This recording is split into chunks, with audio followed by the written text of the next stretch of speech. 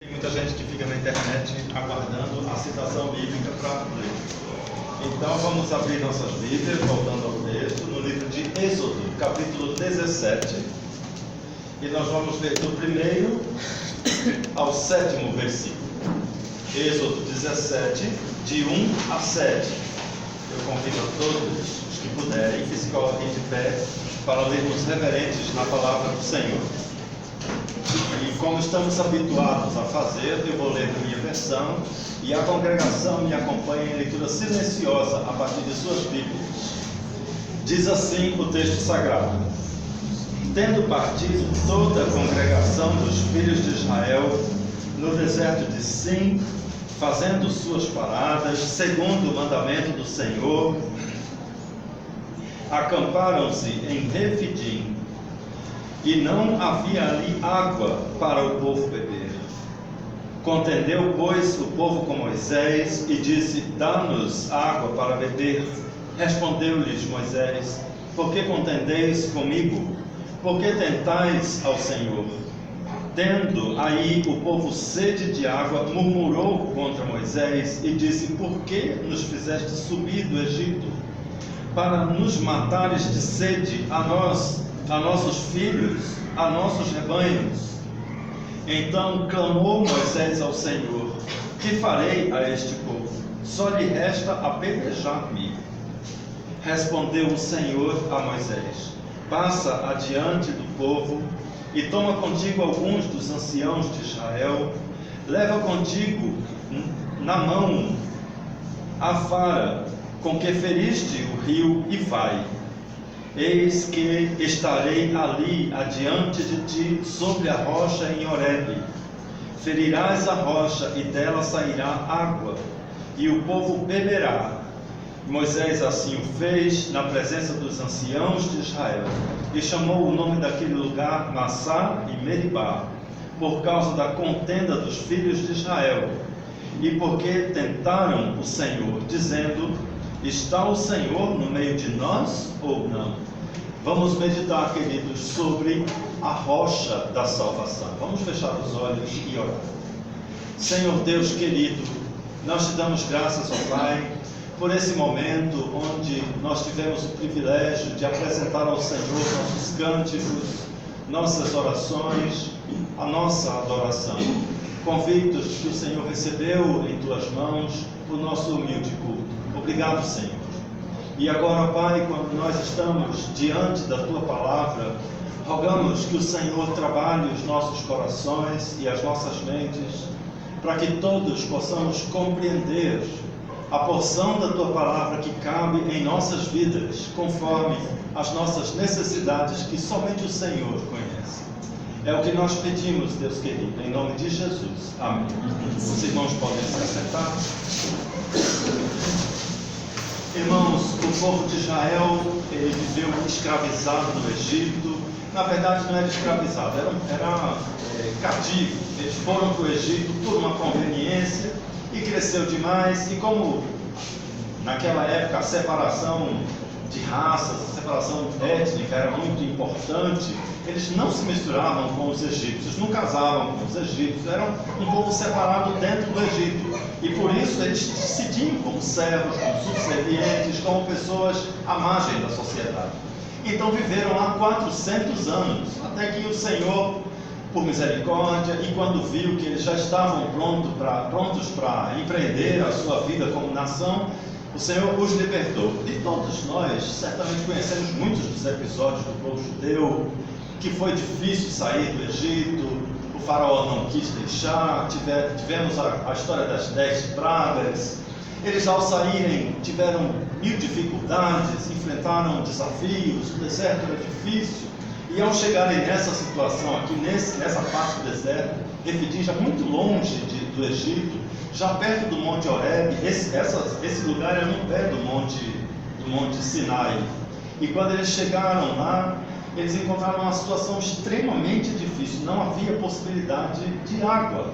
Não era uma igreja simples, irmãos, era um povo com mais de 1 milhão de habitantes, com idosos, com crianças, com animais domésticos, com animais de carga, com carga, com suas mudanças. era um grande povo, era uma grande manifestação, movimentação pelo meio do deserto, e chegaram num lugar, não tinha mais como avançar por falta de água, e não tinha água, um grande problema. Então o povo murmurou, o povo começou a reclamar, reclamava com o seu dirigente, reclamava com o pastor, encrencou com Moisés, de modo que queriam, exigindo que Moisés trouxesse uma solução para a vida deles. Então é a partir daqui que nós encontramos a ação do Senhor dirigindo o seu povo, que estava no caminho que ele queria. Deus tinha um plano para aquele povo, eles não estavam ali por acaso. E por mais que a situação parecesse adversa, por mais que parecesse complicada, estavam dentro dos projetos de Deus, e Deus tinha sempre soluções.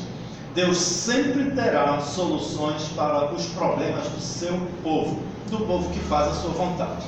Então, é claro que naquela época, uma coisa tão distante da gente, distante da igreja, e certamente desde aquela época, em todos os acontecimentos, nós podemos colher grandes ensinamentos para a nossa igreja moderna. Então vamos meditar, queridos, sobre quais os ensinamentos, o que é que nós podemos aprender com aquela situação que acontecia com aquele povo, naquela circunstância tão difícil, tão dura para aquelas pessoas, para a igreja, para o povo de Deus.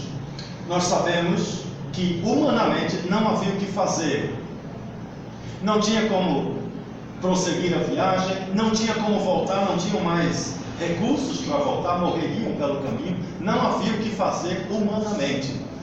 Então nós começamos a ver a partir de Moisés, a partir dos acontecimentos, quais são os exemplos úteis para a igreja, para o povo de Deus. O primeiro deles é que Moisés, diante de uma situação insolúvel, uma situação sem solução, ele dá o primeiro passo que um homem de Deus deve dar. Ele clamou ao Senhor.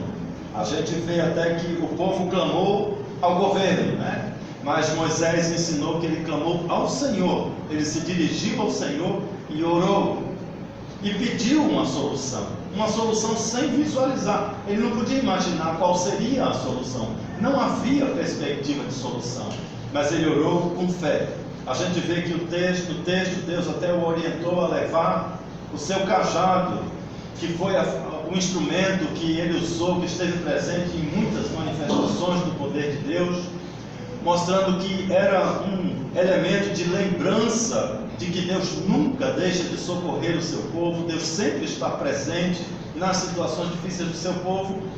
Então nós vemos o segundo elemento, que eu diria é a matéria-prima para a manifestação do poder de Deus. Nós vemos que Deus se manifesta, a palavra de Deus para Moisés. Aqui nós encontramos os dois elementos que são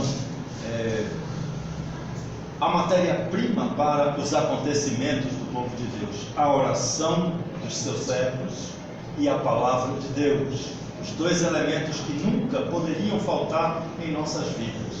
E a palavra de Deus dirigida a Moisés, ele dizia o seguinte: Moisés, segue adiante, continue o seu caminho, mesmo contra as perspectivas, contra a lógica, siga adiante, passe adiante do povo. Então nós vemos aqui que a palavra de Deus é sempre orientando, apontando uma direção, mesmo que não seja a direção esperada, mesmo que não seja a forma esperada, mas Deus mostra o caminho. E a única esperança do seu povo é seguir a orientação de Deus. Que Deus sempre, nunca faltou com a orientação, e naquele momento, nos momentos mais difíceis, lá estava o Senhor com o seu conselho, com a sua palavra, apontando caminhos, dando orientação para o seu povo. Então Moisés sai dali e obedece ao Senhor, num gesto de fé, na sua segurança, e obedece ao Senhor. E a palavra do Senhor continua orientando Moisés, dizendo: eu estarei ali adiante. O Senhor sempre estará no caminho em que Ele indicou. O Senhor sempre estará no caminho do seu povo, quando o seu povo percorrer o caminho que o Senhor orientou, o caminho que o Senhor escolheu para que caminhássemos, para que andássemos. Então o povo seguiu a Moisés. Moisés não foi sozinho, ele foi com alguns. E ao chegar onde o Senhor tinha indicado, eles encontraram uma pedra. Não encontraram água, não encontraram um rio, não encontraram uma lagoa. Eles encontraram uma pedra, uma rocha. Não era uma rocha pequena, era uma rocha gigante que ficava ao pé do Monte Sinai. Então certamente Moisés ficou aturdido, ficou inseguro. O texto correlato que nós podemos ler, depois os irmãos pesquisam, lá em Números, capítulo 20, conta a história com mais detalhes. A gente percebe que Moisés ficou inseguro com aquela situação. Ele não esperava encontrar uma rocha, mas a ordem do Senhor era ferir a rocha. Então ele obedeceu, mesmo fraquejando, mesmo com incertezas, com inseguranças, e ele fez o que Deus pediu que fizesse. Então o texto nos diz que da rocha verteu-se água. Nós não conseguimos entender como é que isso aconteceu. Como é que sai água da rocha? Será que ela tinha furos? Tinha buracos? Será que quando Moisés bateu ela rachou? Saiu água por baixo dela? A gente não consegue entender a mecânica. Como foi que aquilo aconteceu? Mas sabemos que aconteceu porque o povo não morreu. E não foi pouca água, não foram alguns litros. Era 1 milhão de pessoas, foram milhões de litros. Foi um grande riacho que começou a correr, de modo que resolveu o problema. Então, naquela rocha, nós encontramos a rocha da salvação. Certamente, as pessoas, diante daquele acontecimento, quando chegaram e viram, nós não vamos morrer, essa rocha nos salvou. Eles começaram a se lembrar de todos os outros livramentos que o Senhor tinha dado. O Mar Vermelho se abriu. O Egito fracassou numa luta contra eles. Eles viram maná cair do céu, foram abastecidos de tudo o que quiseram, tudo o que precisavam. Certamente se lembraram das maravilhas do Senhor, que nunca faltou enquanto obedecessem à voz do Senhor. E no meio judeu se correu durante séculos, talvez até na era já cristã, que a rocha da salvação acompanhou o povo de Deus em toda a história. E bem lá para frente, já bem no futuro, já depois de Jesus, com o apóstolo Paulo, apóstolos dos gentios, mas era um judeu que conhecia essas histórias, que conhecia a força dessa realidade. Ele também sabia, também tinha o conhecimento dessa rocha que acompanhava o povo de Deus. E ele então dá a explicação para aquela rocha, a explicação que nós precisamos hoje, mostrando que aquela rocha nunca iria faltar na história da igreja, na história do povo de Deus. Se nós olharmos na nossa Bíblia, lá no livro de 1 Coríntios, 1 Coríntios capítulo 10, hoje de manhã estávamos bem perto desse texto. Em 1 Coríntios 10, no versículo 4, nós vamos ver o que o apóstolo Paulo, como é que o apóstolo Paulo associa aquela rocha, como é que os judeus e os primeiros cristãos conseguem enxergar naquela rocha a rocha da salvação, não somente dos judeus, mas de toda a história da igreja, de todo mundo, inclusive de nós hoje. Lá em 1 Coríntios 10, 4, nós lemos assim: e beberam da mesma fonte espiritual, porque bebiam de uma rocha espiritual que os seguia, e esta pedra era Cristo. Jesus é a rocha espiritual eterna, de onde vai fluir todas as soluções para as suas angústias, seus problemas, suas dificuldades. Jesus é a rocha de onde pode emanar a esperança que nós precisamos. O mesmo Jesus daquela época, o apóstolo Paulo mostra que Jesus estava lá no deserto acompanhando o seu povo, atravessou a história e chegou até hoje. E tudo o que nós precisamos fazer é seguir o caminho que Deus orientou, é seguir a orientação do Senhor, para termos um encontro com a rocha eterna que é Jesus. E depois desse encontro nós vamos encontrar, vamos conhecer a verdadeira esperança que vai eliminar as angústias, a sede de justiça, vai eliminar as nossas tristezas, os nossos fracassos, porque só Jesus é que conhece a vitória. Só em Jesus, só por causa daquela rocha, aquele povo foi salvo. E nós ainda hoje, somente por Jesus, é que podemos conhecer a plenitude da salvação. Então, queridos, nós tão somente temos que confiar na rocha que é Cristo. Não é lógico, não parece razoável. Às vezes os nossos problemas, como os judeus naquela época, nós temos uma configuração de problema e temos uma ideia de solução que é diferente da rocha, é diferente do que Deus oferece, é diferente do caminho que o Senhor aponta. Mas, ao confiarmos na palavra de Deus, nós nos encontramos com Jesus e com todas as soluções, seja qual for o seu problema. Então, queridos, vamos ficar de pé e vamos orar. E vamos apresentar a Deus o nosso coração, sedento da palavra de Deus, porque um contato com Jesus, com essa mesma rocha, pode satisfazer a sede que temos, seja qual for a sua sede. Vamos fechar os olhos e vamos orar. Senhor Deus querido, nós entendemos, ó Pai, que desde a antiguidade o Senhor, na pessoa de Jesus, tem cuidado de todo o teu povo. E hoje, Senhor, chegamos aqui a este ponto da história, a essa altura, Senhor, da igreja, da tua obra, conscientes da presença de Jesus, como aquela mesma rocha que trouxe a salvação e a esperança do teu povo. Hoje, Senhor, nós também queremos encontrar esta rocha da nossa salvação.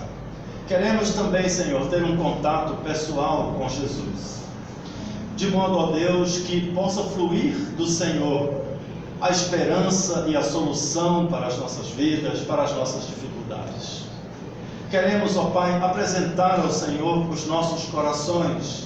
Qualquer um de nós que porventura, ó Deus, tenha as suas mágoas, suas dificuldades, problemas a serem vencidos, que tenham, Senhor, sede de justiça, sede de soluções, e que nós sabemos, ó Deus, só em Jesus nós podemos encontrar as soluções e a esperança para um futuro de felicidade. Toma, Senhor, esses corações que neste momento declaram ter encontrado com o Senhor. Declaram, ó Deus, ter entendido que essa rocha é Jesus. E faz, ó Deus, com que o Teu Santo Espírito possa estar trabalhando nesses corações, nessas vidas, de modo, Senhor, que possam sair daqui hoje transformados, conhecedores da verdade que o Senhor tem para cada um deles. Também, ó Deus, muitos de nós que tivemos essa mesma experiência em nossas vidas, em nossa história, queremos juntos agradecer ao Senhor pela rocha que é Cristo em nossas vidas. Recebe, ó Deus, a nossa gratidão, porque nós somos testemunhas da solução que o Senhor trouxe às nossas vidas. E nos concede, Senhor, o privilégio de vermos muitas outras almas transformadas pelo mesmo poder da Tua Palavra, que é Jesus Cristo. Te agradecemos, Senhor, por esse momento em que meditamos sobre a Tua Palavra. Te agradecemos, Senhor, pelo que podemos compreender dos Teus conselhos, que eles venham, ó Pai, a transformar os nossos dias, os nossos momentos, onde quer que estejamos. E agora, Senhor, quando estamos encerrando este culto, queremos pedir, ó Pai, as Tuas bênçãos para esta semana que se inicia. Abençoa, Senhor, cada família que está representada aqui essa noite. Faz, Senhor, com que a presença do Teu Santo Espírito possa trazer paz, segurança e conforto a todos nós. De modo, ó Deus, que possamos testemunhar a outras pessoas, especialmente a pessoas que ainda não conhecem Jesus, a rocha da nossa esperança, para que eles possam ver em nós, ó Deus, a alegria de vivermos com o Senhor. É o que nós pedimos, Deus querido, agradecidos em nome de Jesus. Amém. Os irmãos podem se assentar e vamos ainda, queridos, orar silenciosamente ao som do porvir. Enquanto ouvimos a música, estamos orando silenciosamente, conversando com Deus sobre o que podemos compreender da sua mensagem, de modo que possamos sair daqui revigorados pela verdade do Senhor. Oremos, irmãos.